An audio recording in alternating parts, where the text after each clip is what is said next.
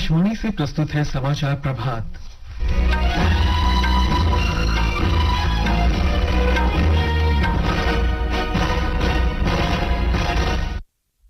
चुनाव बाद के अधिकतर सर्वेक्षणों में लोकसभा में भारतीय जनता पार्टी के नेतृत्व वाले एनडीए को भारी बहुमत।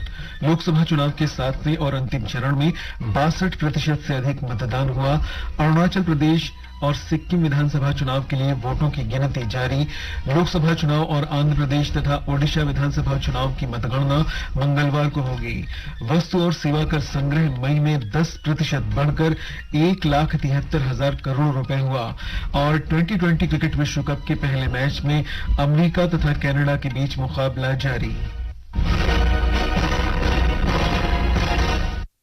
समाचार प्रभात के साथ मैं निखिल कुमार। लोकसभा चुनाव की मतगणना से पहले निजी टीवी चैनलों और अन्य एजेंसियों ने चुनाव पश्चात के सर्वेक्षण परिणाम जारी किए हैं। इनमें से अधिकतर में कहा गया है कि भारतीय जनता पार्टी के नेतृत्व वाला राष्ट्रीय जनतांत्रिक गठबंधन एनडीए लोकसभा चुनाव में बहुमत हासिल कर सत्ता में वापसी करेगा। एक रिपोर्ट। इन परिणामों से संकेत मिलता है कि 545 सदस्यों वाली लोकसभा में एनडीए को 2/3 बहुमत मिल सकता है। लोकसभा में सामान्य बहुमत के लिए 272 सीट की आवश्यकता होती है। चुनाव विशेषज्ञों ने नरेंद्र मोदी के नेतृत्व वाली एनडीए सरकार के 350 से अधिक सीटें जीतने का अनुमान व्यक्त किया है। विपक्षी INDI गठबंधन को लोकसभा में 125 से 150 तक सीट मिल सकती है। लोकसभा चुनाव में भाजपा के नेतृत्व वाले एनडीए का सीधा मुकाबला कांग्रेस के नेतृत्व वाले INDI गठबंधन से था। सत्तारूढ़ भाजपा को प्रधानमंत्री नरेंद्र मोदी के नेतृत्व में लगातार तीसरी बार सत्ता में लौटने का विश्वास है। समाचार कक्ष से अभिषेक कपिल। लोकसभा चुनाव के 7वें और अंतिम चरण में कल 62.36% मतदान हुआ। इस चरण में 7 राज्यों और एक केंद्र शासित प्रदेश के 57 संसदीय क्षेत्रों में वोट डाले गए। इनमें उत्तर प्रदेश और पंजाब की 13 सीटें, पश्चिम बंगाल की 9, बिहार की 8, ओडिशा की 6, हिमाचल प्रदेश की 4, झारखंड की 3 और चंडीगढ़ की 1 संसदीय सीट शामिल है। बिहार में 51.92% मतदान हुआ। चंडीगढ़ में 67.90%, हिमाचल प्रदेश में 70.05% और झारखंड में 70.66% मतदान हुआ। पंजाब में 61.32%, उत्तर प्रदेश में 55.59% और पश्चिम बंगाल में 73.79% मतदान हुआ। ओडिशा में 70.67% वोट डाले गए। राज्य में कल विधानसभा की शेष 42 सीटों के लिए भी एक साथ मतदान हुआ। कल ही हिमाचल प्रदेश में 6 सीटों और बिहार, उत्तर प्रदेश तथा पश्चिम बंगाल में एक सीट के लिए विधानसभा उपचुनाव भी संपन्न हुए। सभी चरणों में मतदान शांतिपूर्ण रहा। इस बार काफी कम स्थानों पर पुनर्मतदान की स्थिति बनी। आनंद की रिपोर्ट के साथ समाचार कक्ष से मुकेश कुमार बल। अरुणाचल प्रदेश और सिक्किम में आज विधानसभा चुनाव की मतगणना हो रही है। दोनों विधानसभाओं का कार्यकाल आज समाप्त हो रहा है। दोनों राज्यों में 19 अप्रैल को लोकसभा और विधानसभा के चुनाव एक साथ हुए थे। हमारे संवाददाता ने बताया है कि अरुणाचल प्रदेश विधानसभा की 60 में से 10 सीट पर भारतीय जनता पार्टी निर्विरोध जीत चुकी है। राज्य में 24 मतगणना केंद्रों पर 2000 से अधिक अधिकारियों को तैनात किया गया है। सुचारू मतगणना प्रक्रिया के लिए 27 ऑब्जर्वर और 289 माइक्रो ऑब्जर्वर्स तैनात किए गए हैं। अरुणाचल प्रदेश में 19 अप्रैल को एक चरण में 2 लोकसभा सीटों और विधानसभा के लिए एक साथ मतदान हुआ था। राज्य की 7 विधानसभा सीटों में से सत्तारूढ़ भाजपा ने पहले ही 10 सीटें निर्विरोध जीत चुकी है। जिन 10 सीटों पर बीजेपी ने निर्विरोध जीत हासिल की है, उनमें मुख्यमंत्री पेमा खांडू की मुक्तो विधानसभा सीट और उप मुख्यमंत्री चाउना मैन की चौकम विधानसभा सीटें शामिल है। 50 विधानसभा सीटों के लिए मतदान हुआ था, जिसमें 133 उम्मीदवार मैदान में थे। राकेश दोले, आकाशवाणी समाचार, ईटानगर। सिक्किम में मुख्य चुनाव अधिकारी डी आनंद ने आकाशवाणी समाचार को मतगणना की व्यवस्था के बारे में जानकारी दी। 6 सेंटर्स हैं, एक डिस्ट्रिक्ट में एक सेंटर है और अभी फर्स्ट राउंड खत्म हो गया, सेकंड राउंड चल रहा है और हमको ऐसा लग रहा है कि भाई 1 बजे या 2 बजे तक सब खत्म होना चाहिए। सिक्किम में विधानसभा की 32 सीटों के लिए 146 उम्मीदवार मैदान में थे। इनमें निवर्तमान मुख्यमंत्री प्रेम सिंह तमांग, पूर्व मुख्यमंत्री पवन कुमार चामलिंग, प्रसिद्ध फुटबॉल खिलाड़ी बाईचुंग भूटिया और भारतीय जनता पार्टी के प्रदेश अध्यक्ष डॉक्टर डी.आर. थापा के नाम प्रमुख हैं।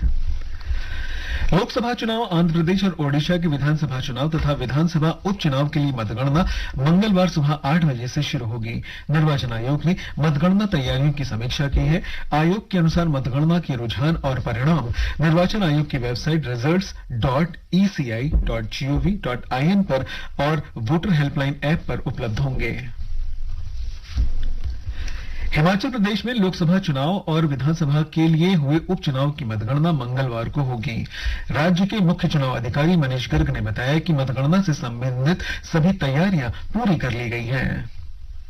हिमाचल में 4 पार्लियामेंट्री कॉन्स्टिट्यूंसी और 6 असेंबली बाई इलेक्शन हुए हैं। के अकॉर्डिंगली हमारे 68 स्ट्रांग रूम्स हैं पीसी के लिए और 6 स्ट्रांग रूम्स हैं एसी के लिए। टोटल लोकेशन 31 लोकेशन हैं जहाँ पे काउंटिंग होगी और इसके लिए सभी इंतजाम पूरे किए गए हैं। काउंटिंग में सबसे पहले जो है वो पोस्टल बैलेट्स की काउंटिंग स्टार्ट होगी और उसके हाफ एन आवर के बाद जो है वो ईवीएम्स की काउंटिंग स्टार्ट होगी। कमीशन ने काउंटिंग ऑब्जर्वर्स भी सभी जगह लगा दिए हैं, तो इस प्रकार से जो है वो तैयारियां हमारी पूरी की गई हैं। निर्वाचन आयोग ने चुनाव के बाद किसी भी प्रकार की हिंसा को रोकने के लिए राज्यों को केंद्रीय सुरक्षा बल उपलब्ध कराए हैं। आयोग ये निर्णय राज्यों और केंद्रीय पर्यवेक्षकों के आकलन के आधार पर लिया। आंध्र प्रदेश और पश्चिम बंगाल में मतगणना के बाद 15 दिन के लिए सुरक्षा बल उपलब्ध कराए गए हैं। वहीं उत्तर प्रदेश, ओडिशा, सिक्किम और अरुणाचल प्रदेश में मतगणना के 2 दिन बाद तक सुरक्षा बल तैनात रहेंगे। प्रधानमंत्री और भारतीय जनता पार्टी के वरिष्ठ नेता नरेंद्र मोदी ने कहा है कि अवसरवादी INDI गठबंधन मतदाताओं के साथ खुद को जोड़ने में नाकाम रहा। उन्होंने कहा कि इस गठबंधन का उद्देश्य कुछ राज परिवारों के हितों की रक्षा करना था और इसके पास देश के भविष्य की कोई स्पष्ट रूपरेखा नहीं थी। श्री मोदी ने कहा कि पूरे चुनाव प्रचार के दौरान गठबंधन उनकी आलोचना करने पर ही केंद्रित रहा और इस नकारात्मक राजनीति को जनता ने खारिज कर दिया है।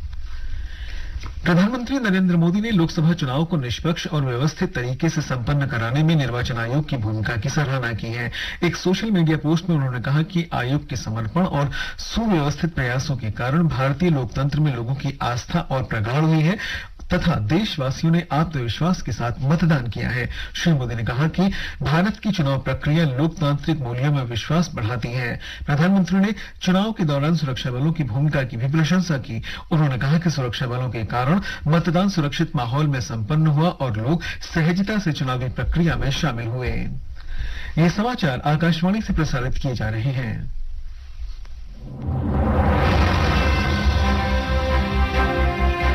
लोक निर्णय 2024 देश का पहला और सबसे विश्वसनीय प्रसारक आपके लिए ला रहा है दुनिया के सबसे बड़े लोकतंत्र के चुनावी परिणामों पर आधारित एक विशेष कार्यक्रम। 4 जून सुबह 7 बजे से रात 10 बजे तक मतगणना के पल पल की खबर। जानिए कौन है आगे, कौन पीछे। हर सीट से सटीक जानकारी, कौन हारा और किसने बाजी मारी। देश की करोड़ों जनता का क्या है निर्णय। आकाशवाणी गोल्ड और अन्य आकाशवाणी चैनलों पर सुनिए लोक निर्णय 2024। समाचार प्रभात में आपका फिर स्वागत है। वस्तु और सेवा कर जीएसटी से इस वर्ष मई में कुल 1,73,000 करोड़ रुपए का राजस्व प्राप्त हुआ। वित्त मंत्रालय के अनुसार जीएसटी राजस्व में वर्ष दर वर्ष 10% की वृद्धि हो रही है। एक रिपोर्ट।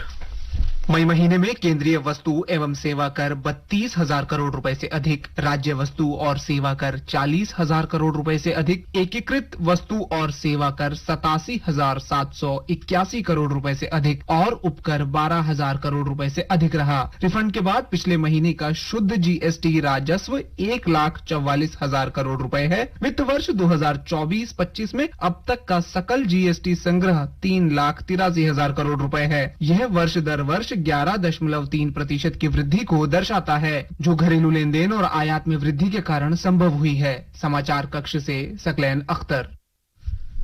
राष्ट्रपति द्रौपदी मुर्मू ने मध्य प्रदेश के शिवपुर में नौका दुर्घटना में बच्चों सहित कई लोगों की मृत्यु पर शोक व्यक्त किया है। राष्ट्रपति ने हादसे में मारे गए लोगों के परिवारों के प्रति संवेदना प्रकट की है और घायलों के जल्द स्वस्थ होने की कामना की है। केंद्रीय औद्योगिक सुरक्षा बल CISF की हैदराबाद स्थित राष्ट्रीय औद्योगिक सुरक्षा अकादमी में कल 57 सप्ताह के प्रशिक्षण के बाद पासिंग आउट परेड हुई। इसमें 6 महिला प्रशिक्षुओं सहित कुल 50 सहायक कमांडेंट शामिल हुए। असिस्टेंट कमांडेंट अंकुर प्रसाद को सर्वश्रेष्ठ अधिकारी चुना गया। तेलंगाना आज अपना स्थापना दिवस मना रहा है। इस अवसर पर राज्य सरकार ने दिन भर चलने वाले कार्यक्रमों की योजना बनाई है।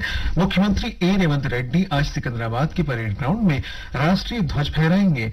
राज्यपाल CP राधाकृष्णन और मुख्यमंत्री रेड्डी ने स्थापना दिवस पर राज्यवासियों को बधाई दी है। 2020 क्रिकेट विश्व कप आज से अमेरिका के डलास में शुरू हो गया है। टूर्नामेंट का पहला मैच कनाडा और अमेरिका के बीच खेला जा रहा है। कनाडा ने पहले बल्लेबाजी करते हुए अमेरिका को जीत के लिए 195 रन का लक्ष्य दिया है। इस टूर्नामेंट में 20 टीमें हिस्सा ले रही हैं। मेजबान अमेरिका पहली बार इस प्रतियोगिता में शामिल हो रहा है। प्रतियोगिता के कुछ मैच वेस्टइंडीज में भी खेले जाएंगे। असम में बाढ़ की स्थिति और खराब हो गई है। 10 जिलों के 6 लाख से अधिक लोग बाढ़ से प्रभावित हैं। पिछले 24 घंटों में बाढ़ से 3 लोगों सहित 11 लोग मारे गए हैं। राज्य सरकार ने बाढ़ प्रभावित जिलों में 187 राहत शिविर और 96 राहत वितरण केंद्र खोले हैं। बचाव और राहत कार्यों के लिए NDRF तथा SDRF की टीमें तैनात की गई हैं। सबसे अधिक प्रभावित जिलों हैलाकांडी, कछार और करीमगंज में 3 मौतों की पुष्टि हुई है। तेजपुर, गुवाहाटी और गोलपाड़ा में ब्रह्मपुत्र नदी का जलस्तर बढ़ रहा है। कोपली, धनसिरी, पागलादिया, बुरही, दिहिंग और कुशियारा नदियों का जलस्तर भी कई स्थानों पर बढ़ रहा है। राष्ट्रपति द्रौपदी मुर्मू ने कहा है कि कई क्षेत्रों में चल रही लू की स्थिति से लोगों को काफी परेशानी हो रही है। उन्होंने इस भीषण गर्म मौसम के कारण हुई मौतों पर दुख व्यक्त किया है। राष्ट्रपति ने आशा व्यक्त की है कि श्रमिकों, किसानों, ऑन ड्यूटी अधिकारियों और आम जनता को यथासंभव गर्मी के तनाव से बचाया जा रहा है। मौसम विभाग ने अगले 3 से 4 दिन तक देश के पूर्वोत्तर हिस्से और दक्षिण के तटवर्ती इलाकों में तेज वर्षा का अनुमान व्यक्त किया है। अरुणाचल प्रदेश, असम, मेघालय, हिमालय से लगे पश्चिम बंगाल और सिक्किम के कुछ हिस्सों में अगले 4 दिन तक तेज वर्षा हो सकती है। देश के पश्चिमोत्तर और पूर्वी हिस्से में अगले 2 दिन तथा मध्यवर्ती हिस्से में अगले 5 दिन अधिकतम तापमान 2 से 3 डिग्री कम होने का अनुमान है। उत्तराखंड और झारखंड के कुछ हिस्सों में कल तक तथा दिल्ली, पूर्वी मध्य प्रदेश, छत्तीसगढ़, बिहार और ओडिशा में आज भीषण गर्मी बनी रहेगी। और अब आज के समाचार पत्रों की सुर्खियों के साथ है फरहत नाज। धन्यवाद निखिल। लोकसभा चुनाव संपन्न होने के बाद एग्जिट पोल आज अधिकतर अखबारों की पहली सुर्खी है। हिंदुस्तान के शब्द हैं, मोदी इतिहास रचने की ओर। ज्यादातर सर्वेक्षणों में एनडीए 350 के पार। जनसत्ता लिखता है, नतीजों से पूर्व सर्वेक्षण में राजग की बड़ी जीत। राष्ट्रीय सहारा की सुर्खी है, एग्जिट पोल में फिर मोदी सरकार। दैनिक भास्कर ने लिखा है, कई राज्यों में भाजपा क्लीन स्वीप की तरफ। अमर उजाला की खबर है, 7 चरणों में 65.08% मतदान। अंतिम चरण में 62.36% वोट पड़े। दैनिक जागरण ने आबकारी नीति घोटाला से जुड़े मनी लॉन्ड्रिंग मामले में दिल्ली के मुख्यमंत्री की अंतरिम जमानत समाप्त होने को सुर्खी बनाते हुए लिखा है, अरविंद केजरीवाल को आज जाना होगा जेल। देशबंधु के अनुसार कमर्शियल एलपीजी सिलेंडर 72 रुपए सस्ता। तेल कंपनियों ने तीसरी बार दाम घटाए। दैनिक जागरण में आर्थिक पन्ने की खबर है, 2029 तक यूपीआई को 20 देशों में पहुंचाने की तैयारी में आरबीआई। नव भारत टाइम्स के अनुसार कैची धाम में यात्रियों के लिए ऑनलाइन रजिस्ट्रेशन होगा, सीएम ने दिए निर्देश। राजस्थान पत्रिका खेल पन्ने की सुर्खी है, भारत के डीपी मनु ने ताइवान ओपन 2024 में भाला फेंक स्पर्धा का स्वर्ण पदक जीता। वहीं दैनिक भास्कर की एक खबर आकृष्ट करती है, मोबाइल से चिपके बच्चे घर से बाहर नहीं जा रहे, इसीलिए चढ़ रहा चश्मा, आई बॉल का आकार भी बदला। और अंत में मुख्य समाचार एक बार फिर। चुनाव बाद अधिकतर सर्वेक्षणों में लोकसभा में भारतीय जनता पार्टी के नेतृत्व वाले एनडीए को भारी बहुमत। लोकसभा चुनाव के 7वें और अंतिम चरण में 62% से अधिक मतदान हुआ। अरुणाचल प्रदेश और सिक्किम विधानसभा के चुनाव के लिए वोटों की गिनती जारी। लोकसभा चुनाव और आंध्र प्रदेश तथा ओडिशा विधानसभा चुनाव की मतगणना मंगलवार को होगी। वस्तु और सेवा कर संग्रह मई में 10% बढ़कर 1,73,000 करोड़ रुपए हुआ। और 2020 क्रिकेट विश्व कप के पहले मुकाबले में अमेरिका और कनाडा के बीच मुकाबला जारी। इसके साथ ही समाचार प्रभात का ये अंक समाप्त हुआ। नमस्कार।